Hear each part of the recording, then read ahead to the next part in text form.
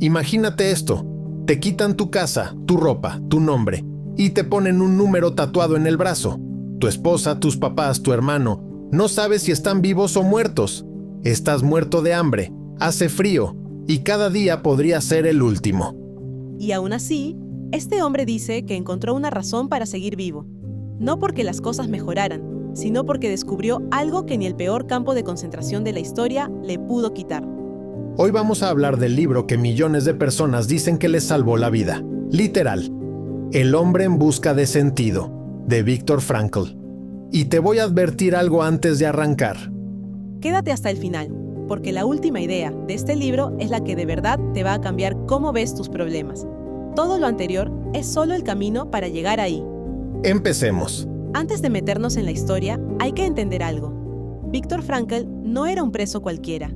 Era un psiquiatra y neurólogo austriaco, judío, que ya antes de la guerra estudiaba algo muy específico. ¿Por qué unas personas encuentran motivos para vivir y otras se rinden? O sea, este señor ya venía investigando el sentido de la vida, y de repente la vida lo mete de cabeza en el peor experimento posible para probar su propia teoría. Exacto. En 1942, los nazis deportan a Frankl y a toda su familia. Él pasa por varios campos, incluyendo Auschwitz. Y algo brutal, tenía un manuscrito, el trabajo de su vida, cosido en el forro de su abrigo. Se lo quitan apenas llega. Espera. ¿Le quitan años de trabajo intelectual el primer día? El primer día, le rapan la cabeza, le quitan la ropa, le quitan el manuscrito, y lo único que le dejan es su propio cuerpo desnudo y hambriento. Ahí Frankl dice algo que se le queda grabado. Si a él ya no le queda nada material, entonces lo único real que le queda es decidir cómo va a reaccionar ante lo que le pasa. Y ese, amigos, es el hilo invisible de todo el libro. Guárdenlo, porque vamos a volver a esa idea como 4 veces más. Ahora sí, vamos a la parte dura, porque el libro se divide en 2 partes. La primera es el relato de lo que vivió en los campos, y la segunda es la teoría que construyó a partir de eso, algo que él llamó logoterapia. Vamos por partes, porque si te salto directo a la teoría, no vas a entender por qué funciona. Empecemos por el infierno. Frankl identifica que un prisionero pasa por 3 fases psicológicas distintas en el campo. La primera es el shock de la llegada. Cuenta la escena de la selección. Llegan en tren, hacinados, después de días de viaje sin saber a dónde van. Bajan del tren y ahí mismo hay un oficial que, con un simple movimiento de dedo, decide quién va a la izquierda y quién a la derecha. Una fila iba directo al trabajo forzado. La otra fila iba directo a la cámara de gas. Y la gente no lo sabía en ese momento. Ese gesto de un dedo decidió la vida de miles de personas por segundo. Frankl calcula que, de todo su convoy, alrededor del 90% fue enviado directo a la muerte esa misma noche. 90%. En minutos. Y lo más perturbador es lo que cuenta después. Cómo la mente humana reacciona ante algo tan grande que no lo puede procesar. Frankl describe una especie de curiosidad fría, casi de científico, observando su propia situación desde afuera, como si una parte de su cabeza se separara para poder sobrevivir al horror de la otra parte. Es literalmente el cerebro protegiéndose a sí mismo, como un mecanismo de defensa ante algo que no cabe en la cabeza de nadie. Con el paso de los días, ese shock inicial se convierte en otra cosa, y ahí entra la segunda fase. Esta segunda fase es la que más me marcó a mí, porque no habla del horror explícito, sino de algo mucho más silencioso, y para mí, más triste. Frankl la llama la fase de la apatía. Después de las primeras semanas, el cuerpo y la mente entran en un estado de anestesia emocional. Ves cosas que deberían destrozarte y ya no sientes nada. Él mismo cuenta que llegó un punto en que podía ver cadáveres apilados o presenciar violencia extrema y no sentir absolutamente nada, ni asco, ni miedo, ni tristeza, solo indiferencia. Y esto es clave para entender el libro. Esa apatía no era debilidad, era el cerebro protegiendo lo poco de energía mental que le quedaba para poder sobrevivir un día más. Toda la atención se reducía a una sola cosa: conseguir un pedazo de pan, no llamar la atención de un guardia, sobrevivir hasta la noche. Cuenta algo fuertísimo sobre el hambre, sobre cómo hablaban entre ellos. Sí, Dice que las conversaciones entre prisioneros terminaban siempre en el mismo tema: comida. Se pasaban horas describiéndose recetas, platillos que iban a cocinar cuando salieran, como una forma de aferrarse mentalmente a algo que ya no tenían. Ahora, aquí viene algo que mucha gente no espera del libro. Frankl no divide a las personas del campo en malos y prisioneros buenos. Es mucho más incómodo que eso. Exacto.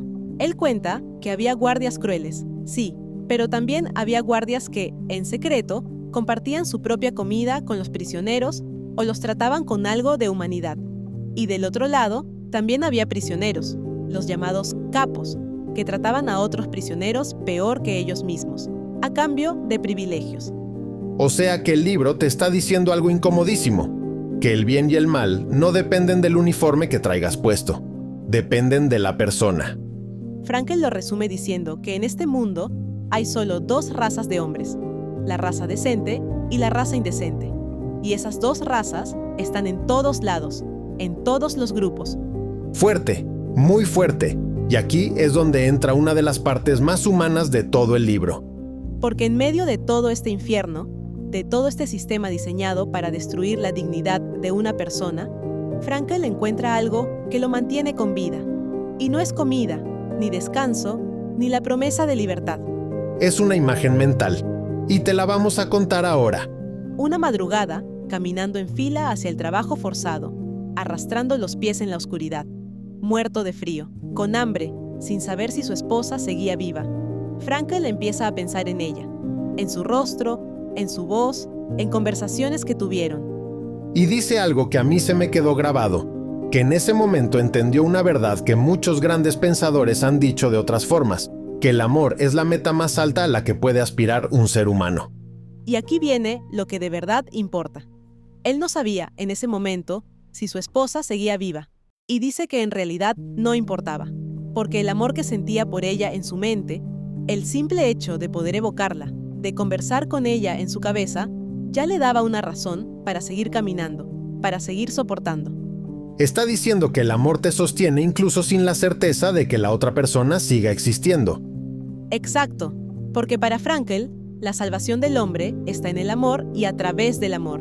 Un hombre al que ya no le queda nada en este mundo puede seguir conociendo la felicidad, aunque sea por un instante, si logra contemplar a la persona amada en su mente. Y aquí hay algo importante que quiero que quede clarísimo para quien nos está escuchando. Frankl no supo, hasta después de liberado, que su esposa había muerto en otro campo. Todo ese tiempo en que él la imaginaba, hablaba con ella mentalmente, encontraba fuerza en su recuerdo. Ella ya no estaba viva. Y eso, en vez de destruir la idea, la confirma, porque el sentido no dependía de que ella estuviera viva en ese instante. Dependía de lo que esa relación había significado y lo que seguía significando dentro de él. O sea que el amor para Frankl no es solo una emoción bonita, es literalmente una herramienta de supervivencia psicológica. Pero el amor no era lo único. Frankl también habla de algo que para mí es la idea más poderosa de todo el libro, y tiene que ver con una pregunta muy simple. ¿Qué es lo único que un ser humano jamás te puede quitar? Esta parte es la que la gente subraya, la fotografía, la comparte en redes. Vamos a explicarla bien. Frankl observó algo en el campo que le voló la cabeza. Aún en las condiciones más inhumanas posibles, despojado de absolutamente todo, había prisioneros que seguían eligiendo cómo comportarse. Algunos compartían su último pedazo de pan. Otros caminaban por el barracón consolando a otros, dando ánimo, aunque ellos mismos estuvieran sufriendo igual o más. Eso demuestra que se le puede quitar todo a un ser humano, menos una cosa. La última de las libertades humanas, la posibilidad de elegir la actitud personal ante cualquier circunstancia, la posibilidad de elegir el propio camino. O sea, te pueden quitar tu casa, tu familia, tu comida, tu nombre, pero no te pueden quitar cómo decides reaccionar internamente ante eso. Y esa decisión, dice Frankl, es lo que finalmente determina si una persona se convierte en juguete de las circunstancias, renunciando a la libertad y a la dignidad, o si conserva algo de sí misma, incluso en la peor situación imaginable. Cuenta el ejemplo del hombre que soñó la fecha de la liberación, porque esa historia es un golpe durísimo. Sí, había un compañero de barracón, un hombre que en un momento tuvo un sueño donde una voz le decía que la guerra y su sufrimiento terminarían en una fecha específica, el 30 de marzo. Al principio, ese sueño le dio muchísima esperanza, ánimo, fuerza para seguir. ¿Y qué pasó? A medida que se acercaba la fecha, las noticias del frente indicaban que la liberación no iba a llegar a tiempo. Cuando llegó el 29 de marzo y estaba claro que no serían liberados, el hombre empezó a decaer. Al día siguiente, el 30 de marzo, ese hombre murió. ¿De qué murió el hombre? Oficialmente de tifus. Pero Frankl, que trabajaba como médico dentro del campo, notó algo. La mortandad por tifus se disparaba en el campo justo después de la Navidad y Año Nuevo. Y su explicación es escalofriante. Muchos prisioneros habían depositado toda su esperanza en la idea ingenua de «para Navidad estaré en casa». Cuando esa fecha llegaba y pasaba sin que nada cambiara, perdían el coraje. La decepción los hundía y sus defensas, ya debilitadas, colapsaban. O sea que literalmente perder la esperanza podía acelerar la muerte física de una persona. Ese es exactamente el punto que Frankl quiere que entendamos. Quien tiene un porqué para vivir puede soportar casi cualquier cómo. La frase no es de él originalmente, es de Nietzsche, pero él la usa como resumen de todo lo que observó ahí dentro. El que pierde su porqué, pierde la fuerza para aguantar el cómo. Y esto nos lleva al tema más difícil del libro, porque hasta ahora hemos hablado de encontrar sentido a través del trabajo y a través del amor. Pero, ¿qué pasa cuando no te queda ni trabajo, ni amor, ni nada? ¿Qué pasa cuando lo único que te queda es sufrimiento puro? Ahí es donde Frankl da la respuesta que para mí es la razón por la que este libro sigue vendiendo millones de copias 70 años después. Frankl plantea que existen en general 3 caminos para encontrar sentido en la vida. El primero es a través de una obra o una acción, algo que creas o logras. El segundo es a través de experimentar algo o amar a alguien, como ya vimos. Pero el tercero es el más importante para entender el libro completo: encontrar sentido a través del sufrimiento. Y quiero que quede clarísimo lo que Frankl no está diciendo. Él no está diciendo que hay que buscar el sufrimiento, ni que el sufrimiento es necesario para encontrar sentido. Él es clarísimo. Si se puede evitar el sufrimiento, hay que evitarlo, porque sufrir innecesariamente sería masoquista, no heroico. La clave está en otra parte. Lo que importa es cuando te encuentras frente a un sufrimiento que es inevitable, uno que no puedes cambiar, evitar ni resolver. Un diagnóstico, una pérdida, una tragedia que ya pasó. Ahí es donde entra la idea más potente del libro. Incluso, ese sufrimiento inevitable puede tener sentido si lo asumimos de la manera correcta, transformándolo en un logro interior, en una prueba que superamos. O sea, no es el sufrimiento en sí lo que le da sentido a tu vida. Es la actitud que tomas frente a un sufrimiento que ya no puedes cambiar. Frankl vio esto todos los días en el campo. Vio hombres que, incluso muriendo de hambre, cediendo su última ración a otro, o consolando a alguien más, demostraban que aún en las circunstancias más extremas de sufrimiento físico y mental, un ser humano puede conservar restos de libertad espiritual, de independencia mental, incluso ahí. Es como si Frankl estuviera diciendo: no puedo controlar lo que me pasa, pero sí puedo controlar el significado que le doy a lo que me pasa. Y esa es una diferencia gigante para cualquier persona que esté pasando por algo difícil hoy, viendo este video. Porque piénsalo, tú no elegiste una enfermedad, una pérdida, una ruptura, un despido, pero sí eliges todos los días qué actitud tomas frente a eso. Y esa elección, dice Frankl, es la que finalmente construye quién eres. Ahora, quédate porque falta la parte que conecta todo esto con tu vida real, hoy, en el 2026. Porque Frankl no se quedó solo contando su historia. Después de salir del campo, construyó toda una teoría psicológica con esto. Cuando Frankl es liberado, en 1945, se entera de que su esposa, su hermano y sus padres murieron en los campos. Y en vez de derrumbarse, hace algo asombroso. En apenas 9 días, dicta de memoria todo el libro que le habían confiscado al llegar. Reescribe años de trabajo intelectual en 9 días, después de sobrevivir al Holocausto. Eso ya dice algo de la fuerza mental de este hombre. Y con eso construye lo que él llama logoterapia, que viene de la palabra griega logos, que significa sentido o significado. La idea central es que la fuerza más importante que mueve al ser humano no es la búsqueda de placer, como decía Freud, ni la búsqueda de poder, como decía Adler. Es la búsqueda de sentido. Frankl le llama a esto la voluntad de sentido. Todos, en el fondo, no buscamos solo estar bien o tener poder. Buscamos que nuestra vida signifique algo. Y aquí hay algo importantísimo que Frankl también observó después de la guerra, en su consulta como psiquiatra. Mucha gente que ya no vivía en un campo de concentración, gente con casa, comida, trabajo, igual se sentía profundamente vacía. Le puso un nombre a eso, el vacío existencial. O sea que puedes tener todo resuelto materialmente y aún así sentir que tu vida no tiene ningún sentido.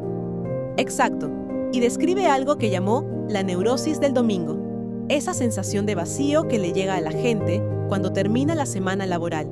Se detiene el ruido de las ocupaciones diarias y de repente se enfrenta cara a cara con la falta de contenido en su propia vida.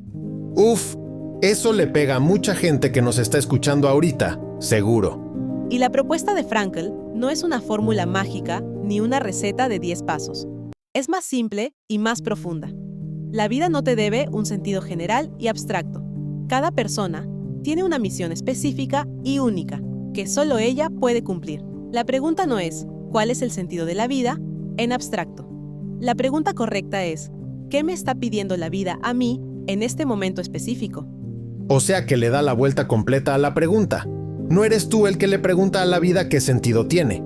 Es la vida la que te está preguntando a ti, todos los días, ¿qué vas a hacer con lo que te toca?